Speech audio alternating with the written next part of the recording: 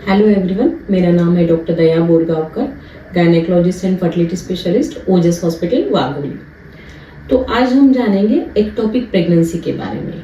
Ectopic pregnancy क्या होती है, एक्टोपिक प्रेगनेंसी डायग्नोस कैसे कर सकते हैं, उसके क्या क्या कॉम्प्लिकेशंस हो सकते हैं और उसको ट्रीटमेंट क्या क्या है। तो उसके पहले हम जानेंगे कि पहले प्रेगनेंसी होती कैसे है।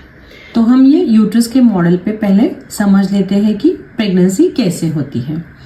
ये जो है ये फीमेल रिप्रोडक्टिव सिस्टम का मॉडल है। इसमें ये यूट्रस है, ये वजाइना है, ये ओवरीज है और ये फैलोपियन ट्यूब्स है। हर महीने अप्रोक्सीमेटली पीरियड के 12 से 16वें दिन में एक अंडा ओवरी से बाहर निकलता है और जब उसे ओव्यूलेशन बोलते हैं। तो ये अंडा जब बाहर निकलता है तो यहाँ पे ट्यूब में आ जाता है। वो ट्यूब में आने के बाद वो अंदर से ट्रैवल करता है। अंदर हेयर लाइक प्रोजेक्शंस रहते हैं जिसे सीलिया बोलते हैं और उसके हेल्प से जो एग है वो ट्रैवल करता है और ये यहाँ पे आके सेटल होता है। तो यहाँ पे आके ये जिंदा रहता है अप्रोक्सीमेटली 24 to 48 आवर्स तक।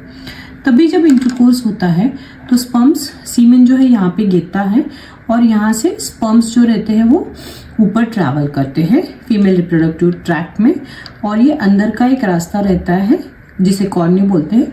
तो अंदर के रास्ते से ये ट्यूब में यहाँ पे जाते हैं। स्पर्म्स मिलियन में रहते हैं और अंडा जो रहता है वो एक ही रहता है। तो जो अच्छे वाले स्पर्म्स रहते हैं वो यहाँ तक आ पहुँचते हैं और उसमें से सिर्फ एक अंडा जो रहता है, एक स्पर्म जो रहता है वो एग को फर्टिलाइज करता है और यहाँ पे गर्भ तैयार होता है। ये जो गर्भ है यहाँ पे फिर सेल्स बढ़ते जाते हैं।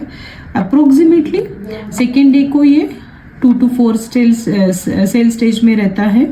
थर्ड डे पे ये 6 to 8 सेल स्टेज पे रहता है और फिफ्थ डे पे इसका ब्लास्टोसिस्ट बन जाता है।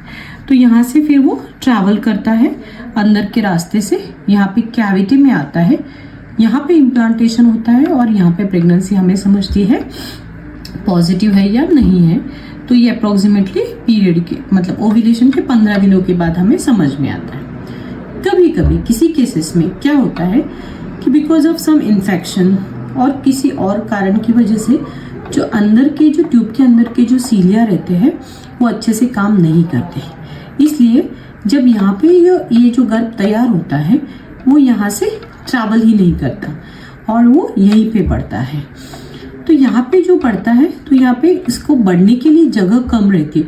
यूट्रस में जगह बहुत ज़्यादा रहती है और यूट्रस के जो मसल्स रहते हैं उनकी एक्सपांशन की क्षमता भी ज़्यादा रहती है। पर ये जो फैलोपियन ट्यूब्स रहते हैं उनकी एक्सपेंशन की क्षमता उतनी नहीं रहती है। तो इसे जब जैसे किसी पेशेंट में अगर ये प्रेगनेंसी यहीं पे बढ़ने लगे तो उसे हम एक्टोपिक प्रेगनेंसी बोलते हैं। तो अब ये प्रेगनेंसी एक्टोपिक प्रेगनेंसी हम कैसे डायग्नोज कर सकते हैं? तो हमें ये पहले से सिखाया जाता है कि बी एक्टोपिक माइंडेड। तो कौन सी भी प्रेगनेंसी है तो हमें पहले जो है वो रूल आउट करना पड़ता है कि ये एक्टोपिक प्रेगनेंसी है या नहीं, वो हमारे दिमाग में रहता है। तो जनरली अगर आपका ब्लड टेस्ट फेंट पॉजिटिव आ जाए, प्रेगनेंसी टेस्ट अगर फेंट पॉजिटिव आ जाए, प्रेगनेंसी टेस्ट पॉजिटिव आने के बाद आपको कभी कभी थोड़ी बहुत स्पॉटिंग हो जाए, तो ऐसे कभी कभी सोनोग्राफी करते वक्त अगर हम उसमें सोनोग्राफी में हमें अगर यूट्रस में प्रेगनेंसी नहीं दिखाई दे तो वो केस में हमें डाउट ज़्यादा बढ़ जाता है। तो वो केस में हम क्या करते हैं, बीटा HCG लेवल चेक करते हैं। तो बीटा HCG मतलब ब्लड में का जो हार्मोन लेवल रहता है जिसमें हमें प्रेगनेंसी का जो लेवल है वो पता चलता है कि अर्ली प्रेगनेंसी है या कितनी बड़ी हुई प्रेगनेंसी है। तो अगर बीटा HCG का लेवल जो है वो सीरियल बीटा HCG करना पड़ता है। अगर आज बीटा HCG का लेवल एक पर्टिकुलर है तो हमें 48 आवर्स के बाद वो रिपीट करना पड़ता है। तो अगर ये हेल्दी प्रेगनेंसी है यूट्रस के अंदर अगर है तो ये मोस्टली 48 आवर्स में डबल होता है। मतलब आज अगर 500 है तो 48 आवर्स में वो 1000 के आसपास होना चाहिए। पर कभी कभी ये पूरा डबल नहीं होता है। आज 500 है, 48 आवर्स के बाद हमने चेक करने के बाद वो 600 700 ऐसे कुछ आता है। तो इसका मतलब it is not doubling completely. तो उस केस में हमें डाउट आता है कि एक्टोपिक प्रेगनेंसी हो सकती है। पर बीटा HCG का लेवल जब तक 1000 या 1200 के ऊपर नहीं जाता तब तक हमें सोनोग्राफी में प्रेगनेंसी दिखाई नहीं देती है। इसलिए जब भी डाउट रहता है तो पेशेंस रखना चाहिए और फॉलो रूटीनली करना चाहिए, क्योंकि एक दिन में हम कभी डायग्नोज नहीं कर सकते अर्ली स्टेज में कि एक्टोपिक प्रेगनेंसी है या नहीं। कभी कभी जब डिलेड हो जाता है, 7 वीक्स के बाद आ जाते हैं पेशेंट हमारे पास, और तब तक क्लियर कट सोनोग्राफी में दिखाई देता है, वो बात अलग है। उसमें हम क्लियर कट सोनोग्राफी में डायग्नोज करते हैं और उसके हिसाब से ट्रीटमेंट करते हैं। तो अगर बीटा एचसीजी कम है और वो सोनोग्राफी में नहीं दिखाई दे रहा, तो हमें वेट एंड वॉच करना चाहिए।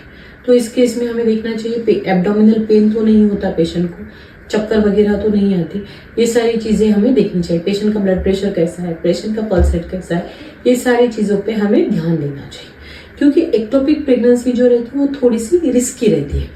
अगर ये बढ़ जाती है ट्यूब में तो ये फूटने के चांसेस रहते हैं, जिसे बोलते हैं रप्चर्ड एक्टोपिक प्रेगनेंसी।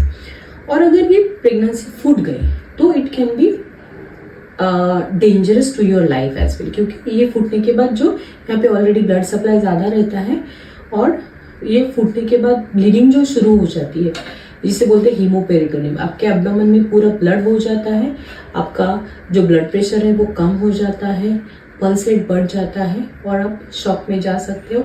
उस केस में इमरजेंसी में आपको सर्जरी करवानी पड़ सकती है, ब्लड ट्रांसफ्यूजन भी देना पड़ सकता है। तो इसलिए पहले से ही डायग्नोज करना और पहले से थोड़ा कॉशियस रहना कभी भी अच्छा रहता है। तो समझो हमें अभी पता चल गया है कि प्रेगनेंसी एक्टोपिक है, तो ऐसे हो सकता है कि ये लाइव एक्टोपिक है, रप्चर्ड एक्टोपिक है, या फिर नॉन लिविंग एक्टोपिक प्रेगनेंसी है।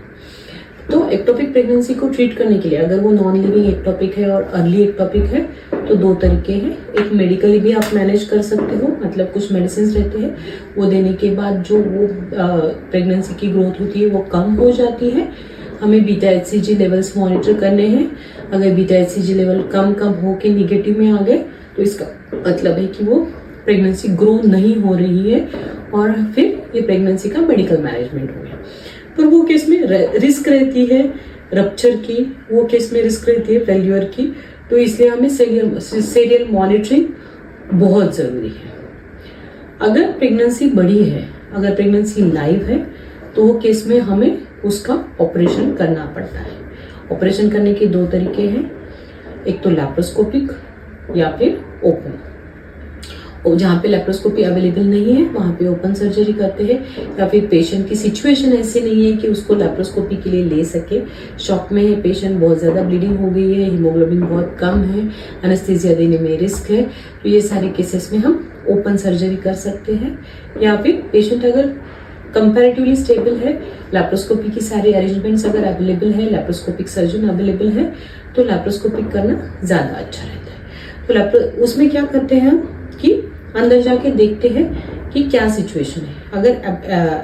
अगर रप्चर्ड हो गई है तो हमें वो केस में पूरा जो ब्लीडिंग है वो क्लीन करके एक्टिव ब्लीडिंग स्टॉप करना पड़ता है और वो ट्यूब निकाल देनी पड़ती है, जिसे साल्पिंगेक्टमी बोलते हैं। कभी कभी ऐसे होता है कि जो प्रेगनेंसी है वो अपने आप ही इधर से आती है और यहाँ से वो अबॉर्ट हो जाती है, जिसे बोलते हैं ट्यूबल अबॉर्शन। वो केस में अगर ट्यूब कंपैरेटिवली हेल्दी लग रही है तो डॉक्टर डिसीजन लेते हैं कि सिर्फ जो भी एक्टोपिक का पार्ट है वो निकाल दो, जो अंदर का ब्लीडिंग है वो साफ कर दो और ट्यूब साल्वेज कर। वो केसेस बहुत कम होते हैं, पर ऐसे केस आए तो डॉक्टर आपको बता देते हैं। तो ये केस में हमें ट्यूब निकाल देनी पड़ती है और उसकी वजह से आपको जो है वो प्रेगनेंसी के चांसेस फिर से कम हो जाते हैं। सेम सेटअप में डॉक्टर ये भी देखते हैं कि दूसरी ट्यूब कैसी है, पर मोस्ट ऑफ द टाइम्स हम चेक नहीं कर सकते ये ओपन है या नहीं। ओवरऑल हम देखते हैं कि वो हेल्दी है या नहीं। तो ये सारी इंफॉर्मेशन हो गई एक्टोपिक प्रेगनेंसी के बारे में। एक्टोपिक प्रेगनेंसी एक बहुत इंपॉर्टेंट डायग्नोसिस है, ये जल्दी डायग्नोस करना और उसका जल्दी ट्रीटमेंट करना बहुत ज़रूरी है, otherwise it could be dangerous to your life as well. इसके बारे में आपको कुछ भी सवाल है तो आप मुझे चैट बॉक्स में लिख सकते हैं या फिर हॉस्पिटल में विजिट कर सकते हैं। Thank you.